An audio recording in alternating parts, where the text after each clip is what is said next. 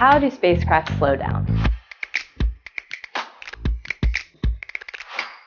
Well, there are primarily two methods of thought for how spacecraft slow down, and you really have to ask yourself, are we landing in an area that has an atmosphere?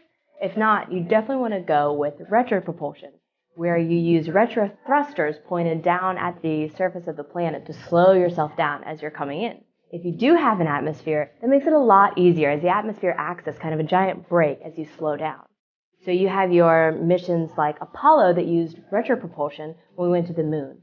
When you're able to use the atmosphere, you have your heat shield on the blunt end of your spacecraft coming into the atmosphere, and then the parachutes will come out and slow you down the rest of the way to provide that safe landing.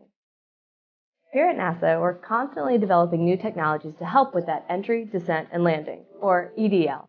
Some of the trick in entering atmosphere is when you do have it, but it's really thin. One of the technologies NASA is developing to handle those is called HIAD, Hypersonic Inflatable Aerodynamic Decelerator.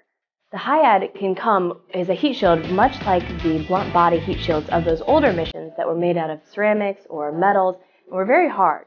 However, HIAD is a flexible woven system that compacts really, really small. So you're able to actually get a very small heat shield inside your rocket diameter. With HIAD, when the fairing comes off, the heat shield can then inflate and expand to a diameter much larger than your rocket.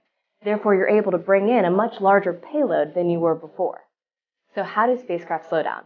You have retropropulsion, you've got your rigid aeroshells and parachutes, and coming soon, we've got these inflatable heat shields.